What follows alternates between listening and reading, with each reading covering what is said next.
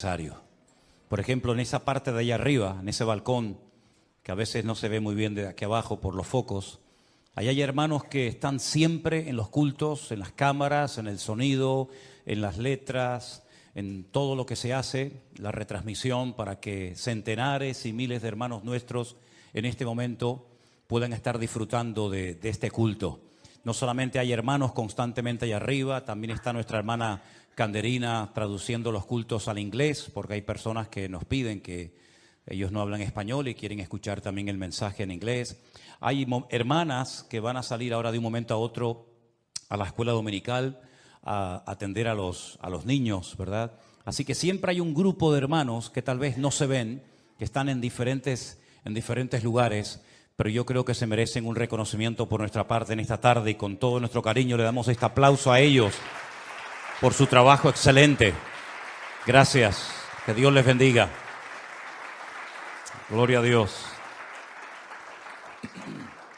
Ellos no buscan este aplauso, ni honra, ni reconocimiento, pero es importante tener en cuenta que a veces hay hermanos que están trabajando, ¿verdad?, ahí en la oscuridad, nunca mejor dicho, pero que sin embargo hacen un trabajo excelente que aporta mucha luz y mucha bendición a muchos hermanos que están en este momento ahí pendientes en sus casas. Tenemos iglesias enteras, nuestros hermanos de San Francisco, nuestros hermanos de Las Vegas, nuestros hermanos de México y en muchos lugares que delante de una pantalla tal vez como esta, pues están ahí ahora mismo sentados pendientes de recibir la palabra del Señor. Y bueno, tenemos que hacer siempre las cosas bien, lo mejor posible, porque muchos hermanos nuestros en este momento dependen de la retransmisión de este culto, ¿no?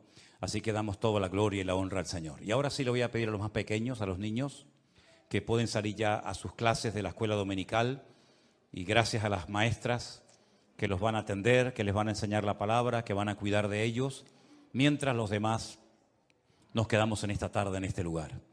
Y mientras van pasando, déjenme que les diga que nada más terminar el congreso de este año en Toledo, automáticamente nos pusimos a trabajar buscando un nuevo lugar, porque sabíamos que aunque durante 2 años seguidos celebramos nuestro congreso, el primer año fue Lo Mejor Está Por Venir, ¿se acuerdan?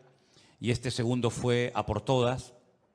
Sabíamos, aunque montamos aquella carpa muy grande y todo salió muy bien y todos salimos muy contentos y bendecidos, que ya no íbamos a poder utilizar más ese lugar. Aunque ahora se va a utilizar otra vez para un campamento de jóvenes que se va a llevar a cabo en la península, ¿verdad? Aparte de los que se van a hacer aquí en Tenerife.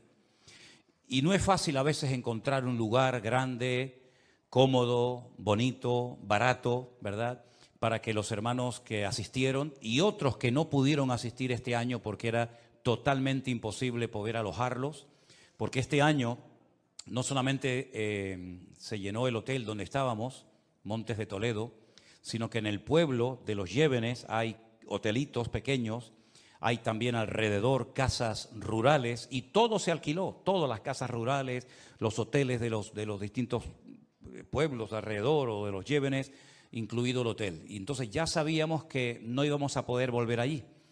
Así que estuvimos orando, llamando y preguntando por aquí, por allá, y ya digo, no es fácil. Pero nosotros el viernes, Elena y yo nos fuimos a Alicante. Nosotros acabamos de llegar ahora hace un ratito. Me hace gracia, muchas veces me dice José Gregorio, pero ustedes son como trotamundos, ¿no? ¿De dónde sacan la fuerza? Digo, eso digo yo, ¿de dónde sacamos la fuerza, no? Estuvimos viernes, sábado, domingo allí en Alicante. Llegamos ahora a las 3:30 y estando en Alicante me reuní un día con nuestro hermano Iván, Pastor Iván y Conchi, que son los que llevan nuestra obra en toda la zona del Levante, Alicante, Valencia, etcétera. Y bueno, ya estuvimos también acordando reuniones ahora para el próximo mes en esa zona. Y él me dijo que cerca de donde yo me estaba quedando, averiguó por internet un lugar donde se hacen congresos, retiros, convenciones, etcétera, y que iba a intentar localizar al encargado para ver si podíamos ir allí a verlo y si estaba disponible. Des en cuenta que la fecha de Semana Santa son fechas muy buscadas y muchas iglesias y muchos ministerios hacen sus convenciones, sus retiros, pero en esas casualidades de Dios, el director de ese lugar estaba allí, a 25 minutos de donde yo me estaba quedando. Entonces Iván me llamó y me dijo, si quieres puedes ir ahora, él te está esperando, llámalo. Yo lo llamé, fui para allá y hermanos queridos, jamás en mi vida pensé encontrar un lugar tan increíble, por bonito, por grande, por todo, en ese lugar. Vi todas las habitaciones, los comedores, las salas de reunión que tienen, las piscinas, las canchas de tenis, las canchas de fútbol, las canchas de baloncesto, todo es algo realmente, es una finca de más de 150.000 metros cuadrados, con una arboleda al lado de la playa, ¿verdad?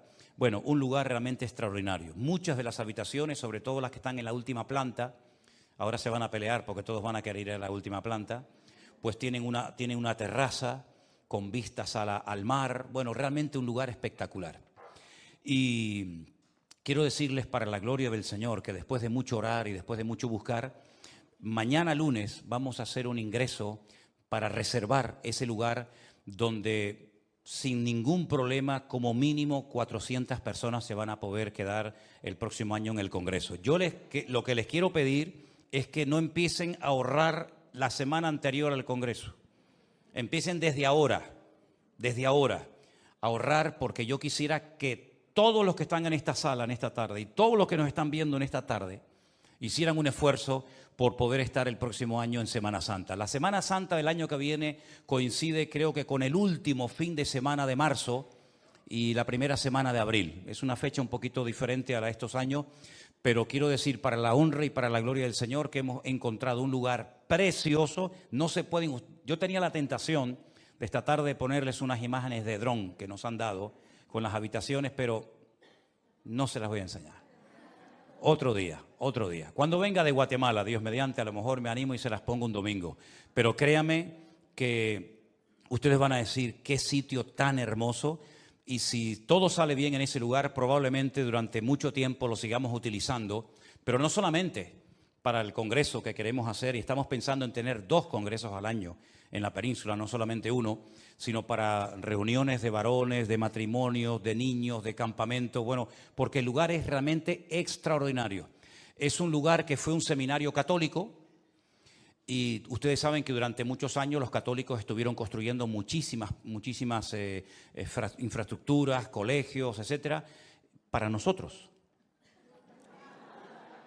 Ellos las construyeron, ya no las usan y ahora las alquilamos nosotros porque el Señor es bueno y para siempre es su misericordia. ¿Cuántos dicen amén? Gloria a Dios. Dios es bueno. Amén. Así que espero verles a todos ustedes el próximo año en el Congreso. Aún no tenemos el lema, pero ya el Señor nos mostrará qué lema tenemos que ponerle. Cierra tus ojos un momentito, vamos a orar a nuestro buen Dios, porque lo que hoy ha sucedido en este culto, yo lo voy a contar ahora, creo que es la primera vez que sucede y es algo muy interesante. Señor, te doy gracias porque tu presencia está aquí con nosotros. Gracias, Señor, porque vemos cada día tu mano, tu fidelidad. Vemos cómo tú cuidas de nuestras vidas y nos sorprendes y abres puertas, Señor, que ni siquiera soñábamos, Señor, que jamás se abrirían. Pedimos, Señor, que ahora podamos abrir nuestros corazones, que estemos atentos a tu palabra y que disfrutemos de este tiempo en el cual vamos a oír tu voz a través de tu palabra. En el nombre de Jesús. Amén y amén. Generalmente antes del culto, yo le pido a un hermano, a una hermana, que traiga una lectura bíblica, ¿sí? Nadie en la iglesia, nadie, ni siquiera en mi casa, saben la lectura que yo le voy a pedir a ese hermano o a esa hermana que traiga en el culto. Y hoy me acerqué a Jerónimo y le dije, ¿podrías traer la lectura del Salmo 121? Sin saber absolutamente nada, y Dios lo sabe, Anderson, cuando esta tarde abrió el culto, dice, hermanos, vamos a leer un precioso salmo que muchos de nosotros conocemos de memoria.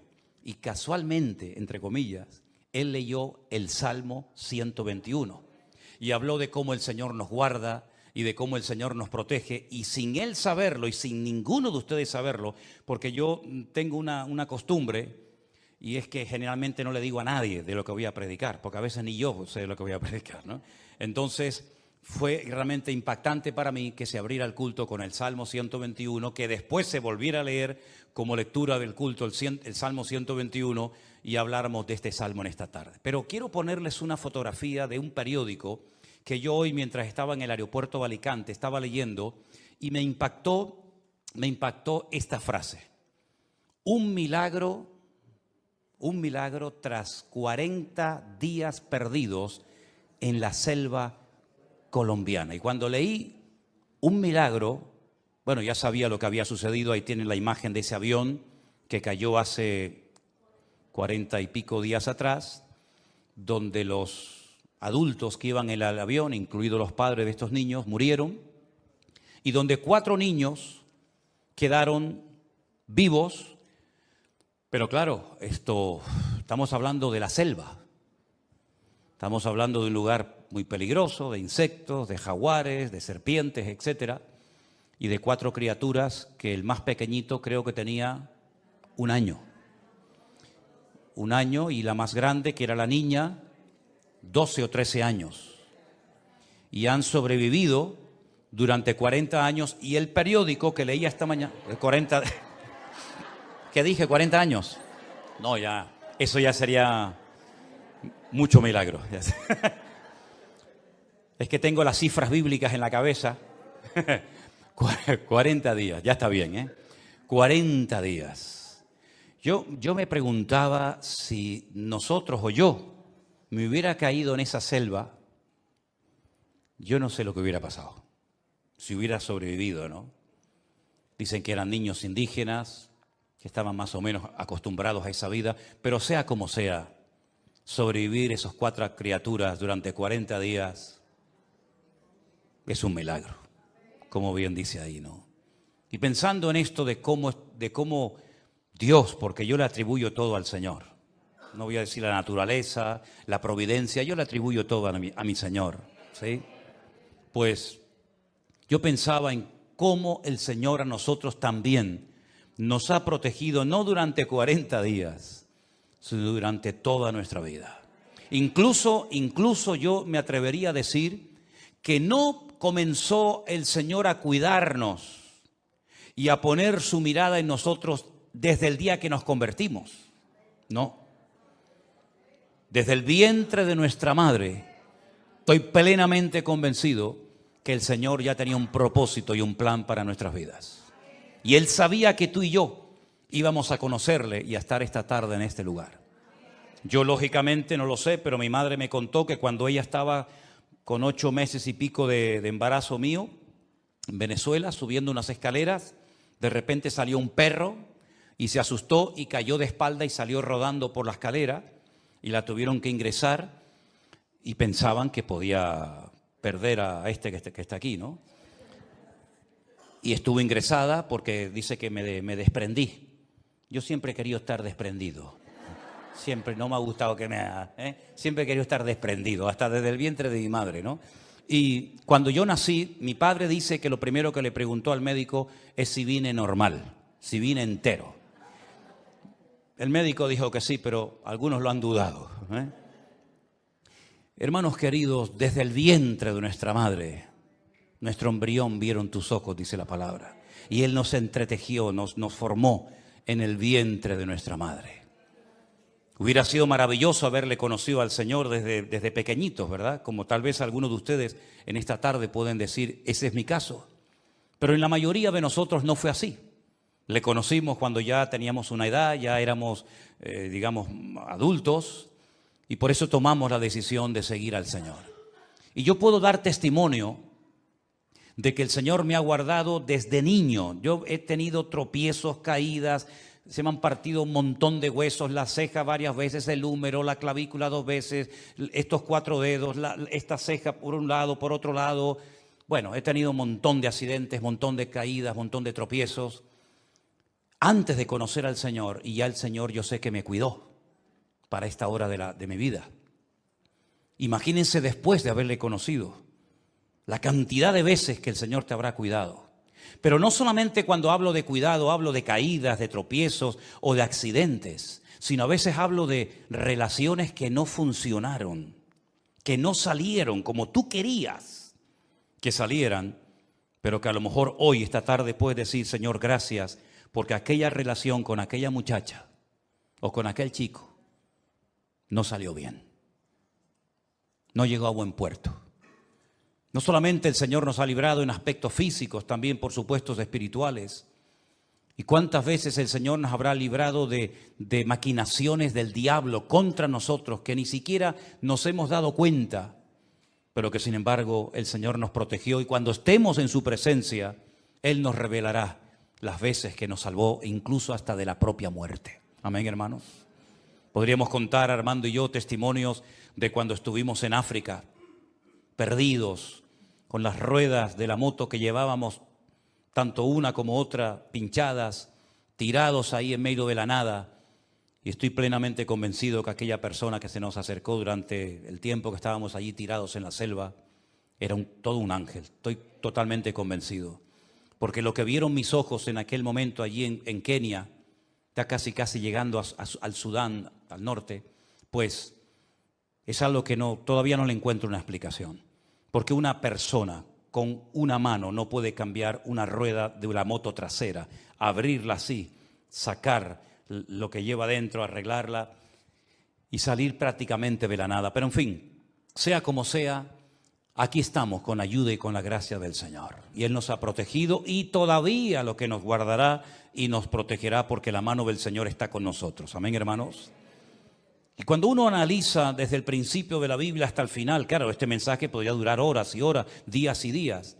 Porque cuando uno analiza personajes, por ejemplo, Noé, un hombre que recibe la revelación de que va a caer una catástrofe mundial, un diluvio.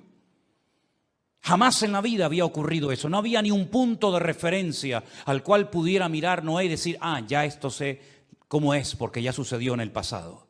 Era la primera vez en la historia que iba a llover de arriba abajo, porque la Biblia cuenta que en aquel tiempo no se regaba la tierra de esa manera, sino con un vapor que salía de la tierra. Y él se preparó durante 120 años, pero enfatizamos el hecho de que él construyó un barco gigantesco. Sí, es verdad, pero ¿y los animales de qué comieron durante el año que estuvo en el arca? El agua que consumían, el alimento que consumían los animales, los cientos de animales que había allá adentro, y él y su familia y sus hijos y las esposas de sus hijos durante un año, agua, comida, etcétera. Fue un trabajo tremendo. Y cuando se desataron las cataratas del cielo, dice la Biblia que todo el mundo se anegó y quedó bajo agua. Pero la palabra de Dios nos dice que él sobrevivió. Y cuando él sale, se encuentra un mundo totalmente renovado, transformado. Ya el planeta Tierra nunca más volvió a ser lo que había sido. Digamos que se encontró una tierra nueva. Pero la palabra de Dios nos dice que él lo protegió durante el tiempo del diluvio. Y fíjense dónde construye el arca y dónde termina el arca, en el Cáucaso. Allá arriba, en miles y miles de metros de altura. Allí se quedaron como restos para la posteridad las toneladas de madera del arca de Noé. Cómo Dios protegió a esa familia de una forma milagrosa, de hambre, de frío, de tormentas. Y podemos contar su historia porque vemos que el Señor lo protegió y el Señor lo cuidó. Y cuando hablamos de Abraham, podemos decir miles de cosas de Abraham. Pero ahora pónganse en el pellejo, pónganse en la piel de este hombre. Un hombre que vive en un país a miles de distancia de donde Dios lo quiere llevar. No es un camino fácil, es un camino probablemente de semanas, de meses y tal vez hasta de años. Por un camino que nunca había transitado. No sabía en el fondo a dónde iba. Dice que Dios lo iba dirigiendo día a día. Y cómo Dios lo protegió. De bestias salvajes, de serpientes, de escorpiones, de enemigos, de salteadores del desierto. Y Dios lo llevó desde Ur de los Caldeos hasta la tierra de Canaán, porque ese era el propósito y el plan de Dios para su vida. Lo protegió del calor, del frío, de la lluvia, del sol, de todo. ¿Y qué me dicen ustedes de José, su nieto? Cuando lo llevan a Egipto, lejos de su familia, sin amigos, sin padres, sin nada. En un país donde no habla el idioma, en un país al que llega como esclavo y allí permanece durante más de 20 años Y Dios lo protegió en la casa de Potifar, Dios lo protegió en la cárcel, Dios lo cuidó de una forma sobrenatural, porque cualquiera de nosotros se hubiera deprimido y se hubiera hundido en la miseria, en las pruebas terribles por las que tuvo que pasar José. Piensen ustedes en la vida de David. Cuando uno recorre, y lo hemos hecho varias veces, el desierto de Judea y ve miles y miles de cuevas con un calor terrible, un calor abrasador de más de 50 grados a la sombra, y cómo este muchacho tuvo que huir durante años de un lugar a otro, huyendo de los celos, huyendo de la ira del rey Saúl, cómo Dios le proveyó el agua, la comida, el alimento, cómo el Señor lo cuidó. Es milagroso, realmente la vida de David antes de ser rey, por supuesto después también, pero antes de ser rey el Señor lo cuidó, y a veces tenían que pelear con osos, a veces tenían que pelear contra leones. Realmente es extraordinaria la protección del Señor sobre la vida de David. No me extraña después los salmos tan preciosos que escribió. Y podríamos hablar del apóstol Pablo, un hombre que fue apedreado, un hombre que fue azotado, un hombre que estuvo como náufrago en varias ocasiones en alta mar, fue torturado, bueno, le hicieron de todo y el Señor siempre lo cuidó. Hasta que al final él dice, he peleado la buena batalla, he acabado la carrera, ya he llegado al final de mi vida.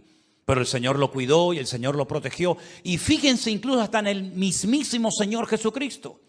Me llama mucho la atención porque este año creo que fue cuando fuimos a Nazaret, nos llevaron a un mirador precioso de todo el Valle de Megiddo desde otra óptica, de otro lugar, una montaña que fue donde subieron a Jesús para despeñarlo. Hermano, si te caes de ahí abajo, te aseguro que te van a partir muchos huesos de tu cuerpo si no mueres. Y la Biblia dice que lo sacaron de la sinagoga y querían despeñarlo, querían matarlo. Y cuando lo van a tirar, dice la Biblia que se soltó de ellos y caminó por en medio y se fue y no le hicieron absolutamente nada. Como el Padre lo protegió de una manera sobrenatural.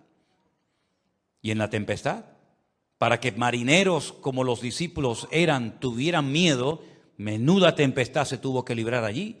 Sálvanos que perecemos, le dijeron los discípulos al maestro, y el Señor escapó. Y cómo el Padre lo protegió en todo momento, ¿verdad? Por eso no me extraña los salmos tan hermosos que tenemos en la Biblia, como el 121. ¿De dónde vendrá mi socorro? Mi socorro viene del Señor, el que hizo los cielos y la tierra. Cuando los peregrinos cruzaban todo el país, de norte a sur, hasta llegar a Jerusalén, con sus ofrendas y con sus diezmos, ¿verdad? Y tenían que atravesar aquellos desfiladeros y aquellas montañas tan peligrosas, donde se ocultaban ladrones que bajaban, ¿verdad? Y querían quitarle los diezmos, las ofrendas y las cosas que llevaban al templo para ofrecerlas al Señor. Y el salmista decía, ¿de dónde vendrá mi socorro? ¿Cómo me protejo de todo esto? El Señor es tu guardador. El Señor no se adormecerá. El Señor estará guardando tu salida, tu entrada desde ahora y para siempre, ¿verdad? Es interesante notar que Dios no duerme, Dios no se cansa. Cuando he leído muchas veces, y ustedes también, la famosa parábola de las vírgenes, ¿se acuerdan? Era la costumbre, las mujeres, las muchachas ir a recibir al novio. Nosotros tenemos la costumbre de que el novio espera a la novia y a veces parece que no quiere venir, ¿no? Pero sin embargo, en los tiempos de la Biblia, incluso hoy en día en el pueblo de Israel, es al revés, es la novia la que espera al novio. Es al revés, ¿sí? Y las chicas iban y acompañaban al novio hasta la casa de la novia. Y dice la Biblia que como el novio tardaba, se quedaron dormidas. Y a medianoche llegó el aviso de que llegaba el novio y se despertaron. Pero dice la Biblia que la mitad de ellas, el 50% de ellas, a las cuales la Biblia llama insensatas, no tenían aceite de repuesto en sus lámparas. Solamente las otras 5 tenían aceite en sus lámparas y llevaban aceite de repuesto y pudieran entrar en el convite, en el banquete con el novio, ¿verdad? Pero el Señor no se queda nunca dormido. No hay que despertarlo, decía el profeta Elías a los profetas de Baal. Griten, griten más fuerte. A lo mejor Baal está durmiendo y hay que despertarlo. O a lo mejor se ha ido de camino y se reía y se burlaba de ellos porque él sabía, y todos nosotros sabemos, gracias a Dios hoy en día, que los ídolos de las naciones tienen oídos pero no oyen. Tienen boca y no hablan. Tienen ojos y no ven. Y tienen pies y no caminan. Lo conté en su momento y lo quiero volver a contar ahora. Nunca olvidaré, se me quedó en la retina, yo creo que grabado es por vida, aquellas imágenes cuando estaba el volcán en La Palma, ¿se acuerdan? A toda la isla alarmada, la gente asustada, no sabían a cuánto iba a durar aquello. Y como sabían más o menos la dirección del río de lava, y sabían que el río de lava iba a poder entrar a una iglesia y la iba a poder destruir, pues ¿qué hizo el pueblo? Fue corriendo dentro de la iglesia y me hizo gracia ver a aquellos hombres con los santos, con las vírgenes, con los crucifijos por la calle corriendo para que el fuego no los quemara. Y yo decía, pero si ahora es un momento maravilloso para que estos dioses digan, tranquilos, tranquilos, nosotros nos vamos a defender, no se preocupen, que para eso somos dioses. Ustedes no nos tienen que ayudar a nosotros, somos nosotros los que tendríamos que ayudarles a ustedes. Pues no, quedó en evidencia de que esos dioses no eran capaces de protegerse a sí mismos. Si no son capaces de protegerse a sí mismos, van a proteger a los demás. Sin embargo, nuestro Dios, cuando oramos a Él y clamamos a Él, independientemente de que sintamos o no, veamos algo o no, sabemos que nuestro Dios nos oye.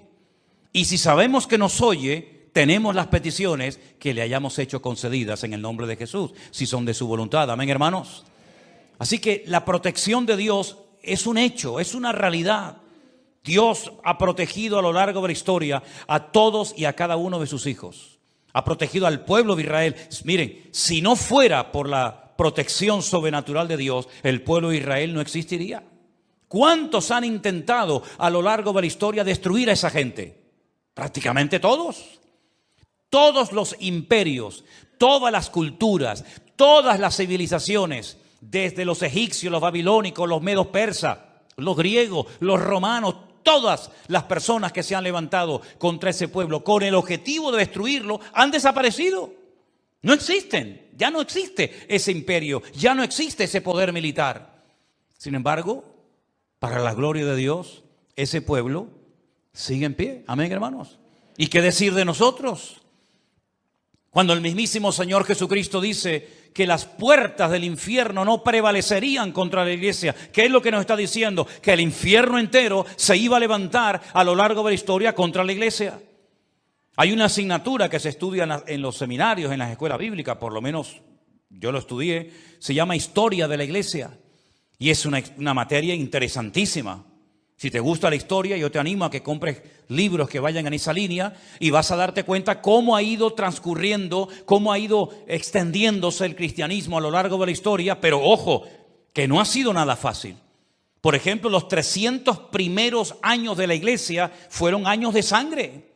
Es que no hubo ni un emperador romano que no quisiera destruir a la iglesia. Todos se empeñaron en destruir a los cristianos. Los consideraban enemigos.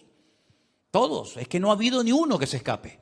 Hasta que hasta el 300 y pico un tal Constantino decidió hacer del cristianismo la religión del imperio y ahí fue uno de los grandes problemas con los que la iglesia se ha encontrado. Pero a lo largo de la historia, entre persecuciones, entre iglesias quemadas, hermanos torturados, pastores encarcelados, falsas doctrinas, divisiones, líos, problemas, guerras. Es que no ha habido ni un solo régimen político que no haya tenido algo que ver en contra de la iglesia. Da igual del signo que sean.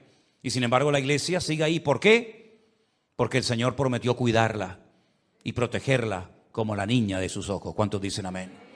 Y mira tu vida, mira tu propia vida. Si no hubiera sido por la misericordia y por el amor de Dios, probablemente, no digo todos, pero algunos de nosotros en esta tarde probablemente estaríamos muertos.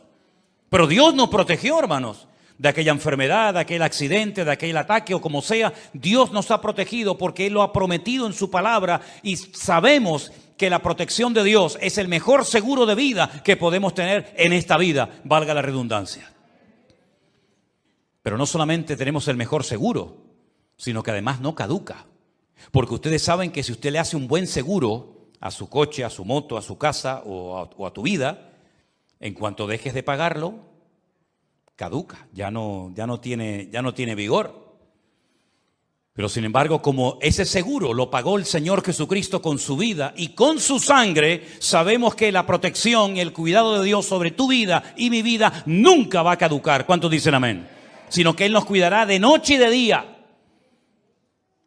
Ahora, a mí me llama mucho la atención algo que dice en el verso 7. Y mira que he leído veces este salmo, Además, yo le pedí al Señor que me enseñara, que me ayudara hasta aprendérmelo en hebreo, y me lo aprendí en hebreo y todo. Así que para mí es un salmo muy especial que constantemente lo menciono, ¿no? Pero hay una parte que hoy leía de este salmo y me impactó tanto, que es el verso 7, cuando dice: Él te guardará de todo mal. ¿Cuántas veces hemos leído esto? Miles. Él me guardará de todo mal. Es decir, que si me va a guardar de todo mal, lo que me está pasando en este momento, sea lo que sea enfermedad, sea crisis matrimonial, crisis económica o lo que sea, no es un mal. Porque si Él me va a guardar de cosas malas, me va a proteger de que me afecten cosas malas, lo que me está pasando ahora mismo como creyente no es algo malo, es algo permitido por el Señor para mi crecimiento y para mi desarrollo espiritual. Luego, no hay nada malo en tu vida. No es que hay cosas buenas y cosas malas, no, porque esa no es la promesa de Dios. Y repito, lo que Dios promete, Él lo cumple. Él te guardará de todo mal. Luego podemos decir, y ahora lo entendemos mejor, que si amamos a Dios, todo nos va a ayudar para bien, porque no hay nada malo. Todo viene para el bien y el propósito de Dios en nuestra vida. Entonces, ¿no será mejor cambiar la actitud y las formas que tenemos a veces de hablar y de expresarnos? ¿Cuántos conocieron o vieron alguna película o han oído algo de Bruce Lee? Algunos dicen, Bruce Lee no es un champú, no es un jabón. Fue un señor que peleaba muy bien. Bruce Lee dijo: nunca hables mal. Yo te voy a decir lo que él decía, ¿vale? Porque las palabras tienen como una energía. Y tu cuerpo no sabe diferenciar entre palabras buenas y palabras malas. Todo lo que sale por tu boca, el cerebro como que lo capta y te condiciona tu estilo de vida. Claro, cuando uno va a la Biblia, uno se encuentra que por la boca puede salir agua dulce o agua salada, es decir, palabras de bendición o palabras de maldición. Y Santiago dice: esto no debe ser así. En otras palabras, Dios nos ha dado una herramienta tremendamente poderosa, que es el poder de las palabras. Y con nuestras palabras podemos matar a una persona, podemos levantar a una persona o podemos hundirla en la miseria. Con las palabras podemos predicar la palabra, podemos bendecir a Dios o podemos hacer todo lo contrario.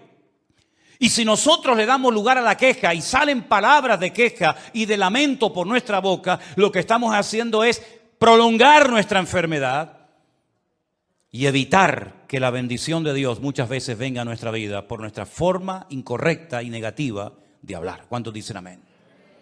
A mí me llama la atención que el Señor, cuando reprendió a Pedro, no fue porque cantó mal o porque hizo algo mal, sino porque habló mal.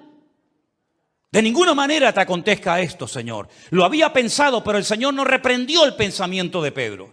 El Señor no reprendió la sensación de su corazón de decir: ay, qué pena, me van a matar al Señor. No, sino el Señor actúa cuando sale una palabra incorrecta por la boca de Pedro y le dice: apártate de mí, Satanás.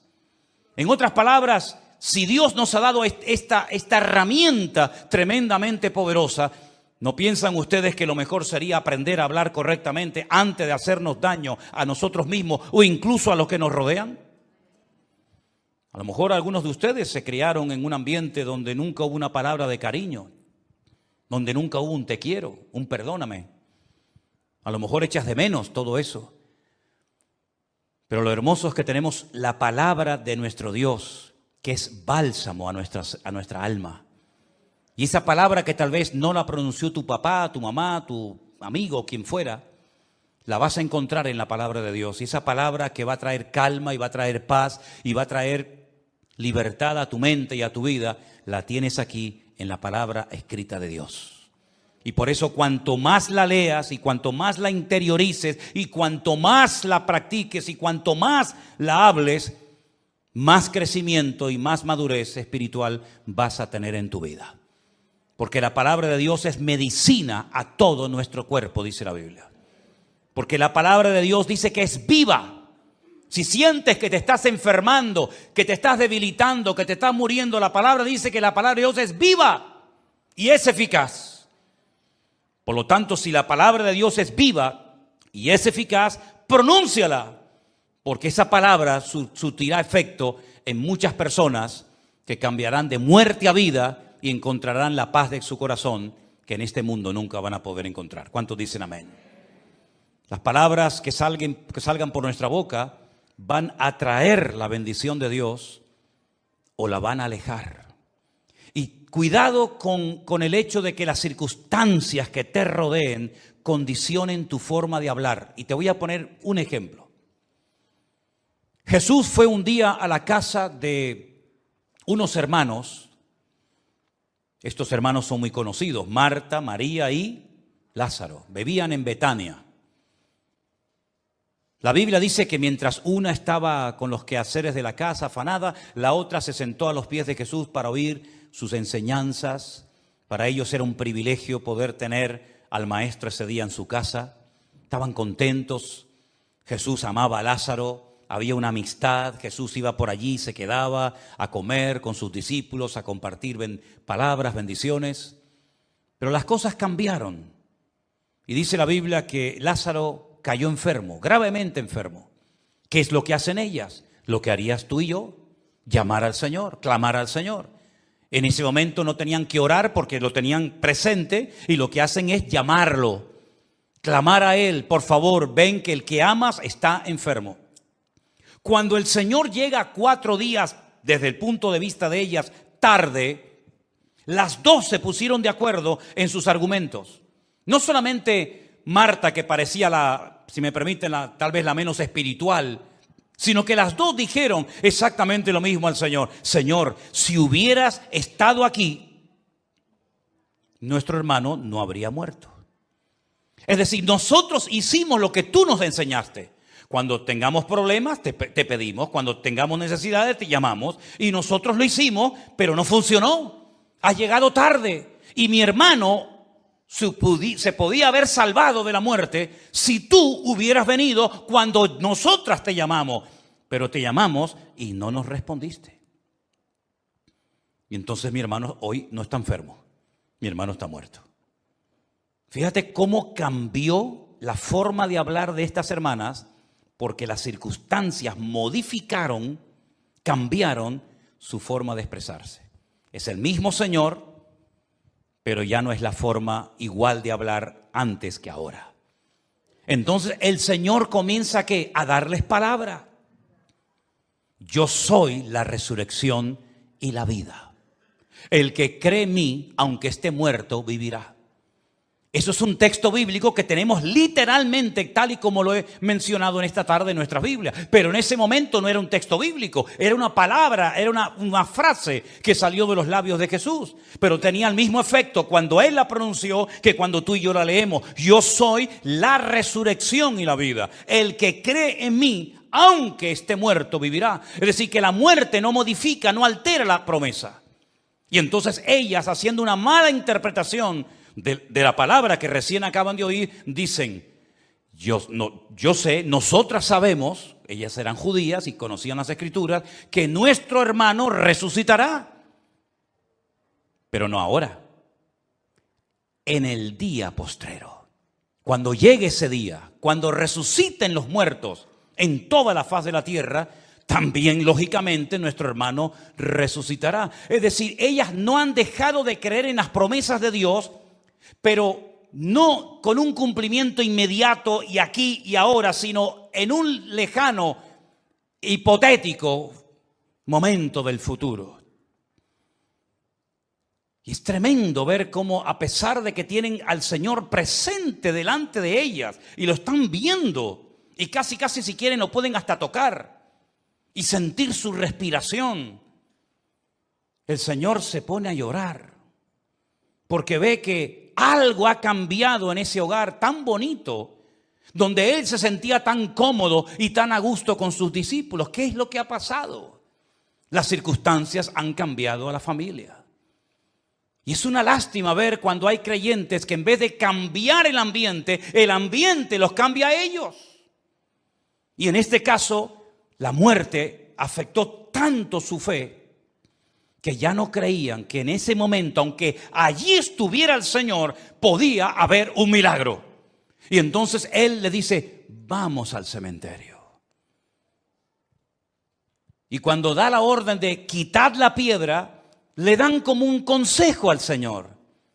Señor, mi hermano hace 4 días que murió. Como si no lo supiera el Señor, ¿no? Y mi hermano ya está en un proceso avanzado de...